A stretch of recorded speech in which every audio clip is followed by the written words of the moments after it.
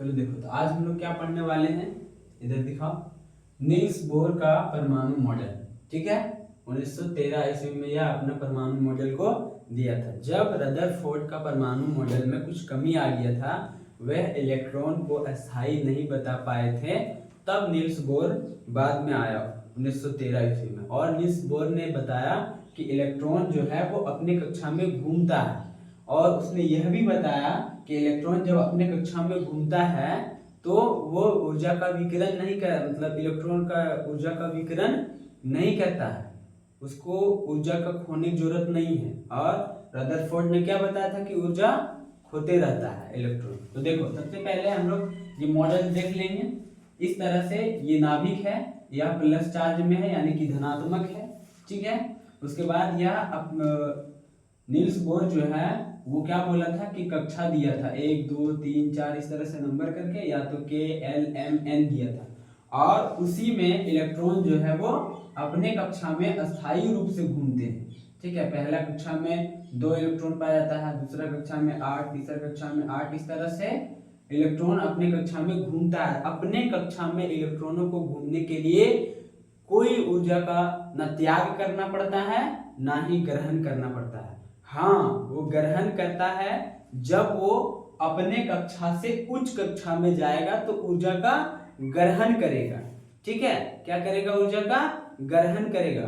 और जब वो उच्च कक्षा से निम्न कक्षा में अगर आएगा, नीचे आएगा, तो ऊर्जा को खोना पड़ेगा। ऐसे समझो, जब हम 8 क्लास में पढ़ रहे हैं, हमको 10वीं क्लास या 10 क्लास में जाने के लिए पढ़ाई का, नॉलेज का क्या करना पड़ेगा? लेवल बढ़ाना पड़ेगा, तब हम जा पाएंगे, यानी कि ग्रहण करना पड़ेगा। और जब हम 10वीं क्लास से 8वीं क्लास में आएंगे तो हमको नॉलेज का हासिल करना पड़ेगा, यानी कि कम कर देना पड़ेगा, अपने आप नीचे आ जाएंगे। बात समझ में आई? ठीक है, और नील्स बोर ने एक मॉडल दिया था 2n² का। इसे n को क्या माना? कक्षा की संख्या माना। n मतलब कक्षा की संख्या माना। ठीक है, उसके बाद 2n² का मॉडल दिया था। ठीक है, अब देखो, 2 गुने 1 हम लोग रखे हैं पहला कक्षा का। ठीक है, 1 को 2 बार गुना करेंगे तो 1 आएगा, यानी कि पहला कक्षा में 2 इलेक्ट्रॉन। इस तरह से दूसरा कक्षा में n के जगह पर 2 रखेंगे तो 2 दूनी 4 और 4 दूनी 8, यानी कि दूसरा कक्षा में 8, तीसरा कक्षा में 18, ठीक है, चौथा कक्षा में 32, पांचवा कक्षा में 50। इस तरह से हम लोग इलेक्ट्रॉन की संख्या, कौन से कक्षा में कितना इलेक्ट्रॉन रहता है, वो हम लोग निकाल सकते हैं आराम से।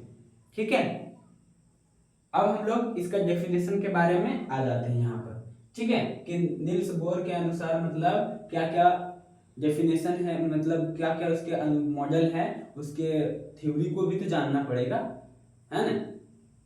चलो, तो देखो, सन 1913 ईस्वी में Niels Bohr max Planck quantum सिद्धांत, मैक्स प्लांक क्वांटम सिद्धांत है, ठीक है, का उपयोग करके एक मॉडल प्रतिपादन किया, जिसे नील्स बोर का परमाणु मॉडल कहते हैं, जो निम्न प्रकार से ये है। ठीक है, पहला क्या है? परमाणु गोलीय होता है। परमाणु क्या है? गोलीय होता है, यानी कि गोल होता है, गोला है। ठीक है, जिसके केंद्र पर नाभिक होता है, जिसके केंद्र पर नाभिक होता है और वह धनावेशित होता है। क्या होता है? धनावेशित होता है। ठीक है, अब दूसरा में क्या है? नाभिक के चारों ओर, नाभिक के चारों ओर इलेक्ट्रॉन जो है वृत्तीय कक्षा में घूमते रहते हैं। वृत्तीय कक्षा में क्या करते हैं? घूमते रहते हैं। ठीक है, चक्कर लगाते हैं, घूमते हैं, एक ही बात है।